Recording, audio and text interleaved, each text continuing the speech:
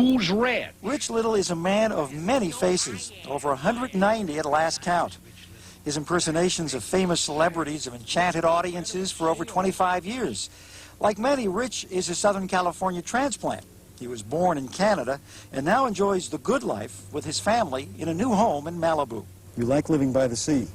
Yes, I like living by the sea. I lived in Hollywood for so many years and went crazy down there because it's a jungle and the smog and everything and a lot of weird people. Of course, I was one of them. But I thought, you know, if you could live in Malibu or somewhere out of the city, it would be like not living in L.A., but living in L.A., you know. Mm-hmm. And the air is better here, and the view is spectacular. The house is great, so I'm very happy. You're doctor's son. That's right. Middle class, upper middle class. Yep. That's not, you're not supposed to come from that background. That's right. Certainly a comedian doesn't. He comes from Greenwich Village or, you know, knocks around New York, playing all the little clubs and dives, and works his way up that way. What was it about? What was happening to you? Well, I was such a movie fan. I always loved actors, and when I would see them up there on the screen, I wanted to be them, and the only way I could do that was to imitate them. So I would go and say a Jimmy Stewart picture, and I'd come home from the movie, and I'd just act it all out for my folks. I'd do all the voices, and I found after a while people were fascinated with this, and I thought, well, gosh, how can I make money doing this, you know? And when finally somebody did pay me for it, I thought, maybe I got something here. The physical part, that's important. Yeah, the physical part is important, you know, because you mentally, when you do an impression, you have to really become the person you're doing mentally. You can't physically, I mean, you can do little things, you know, a Benny look maybe, you know, or something, or a Jack Lemmon look, but you have to think the person you're doing. So if you're doing someone like James Mason or something, you have to, you just, there's certain movements that James did that you find yourself doing. The same, of course, with David Niven pulling his ear and doing all those little bits that he did. Or with anybody, with Johnny Carson, or doing the president. And I could be doing radio, and I would still, even though it was radio, be going through all the motions and the head bobbing and the tight lip and all that stuff, even though it's radio and they're not seeing me, because the physical is so important. When you first did your Reagan impression for the president, what are the butterflies like? Oh, I can't tell you what I was going through, because first of all, is he going to laugh? And if he doesn't, then what do I do? Well,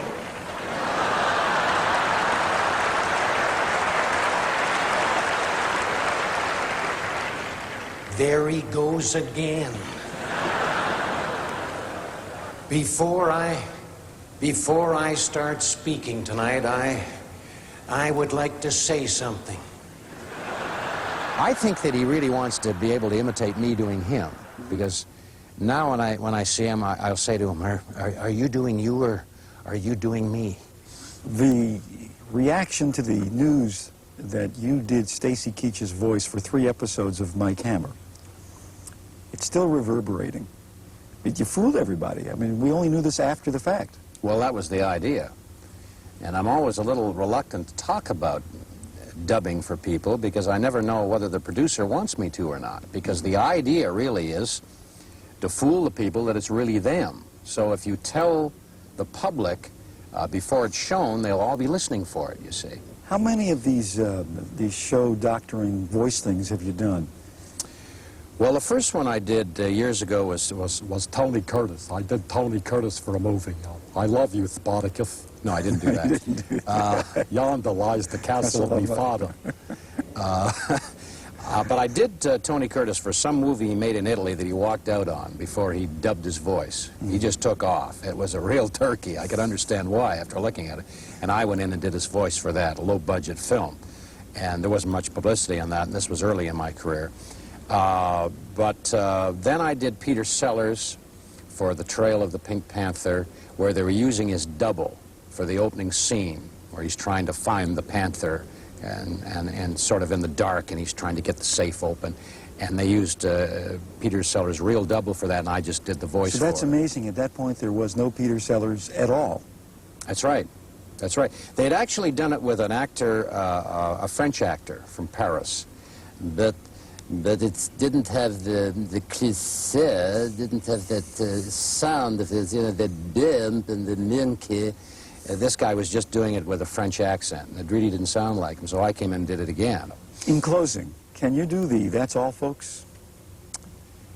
You mean is Porky Pig? We've been talking to Rich Little, and that's all, folks. That rascally rabbit! Good night. In a word, How about sneeze? do you know, when I sneeze like that, does this happen in restaurants? Many times people say, "Who are you doing?" What are you doing? I get this all the time. I'll just sneeze. Who's that? You know. So I've had that happen to me so many times that now when I feel the sneeze coming on, I'll do it as somebody. You know, I'll do Donald Duck. And or I'll sneeze as Louis Armstrong. So, but it's funny, you should do that because it's happened to be a lot at restaurants. Who are you doing?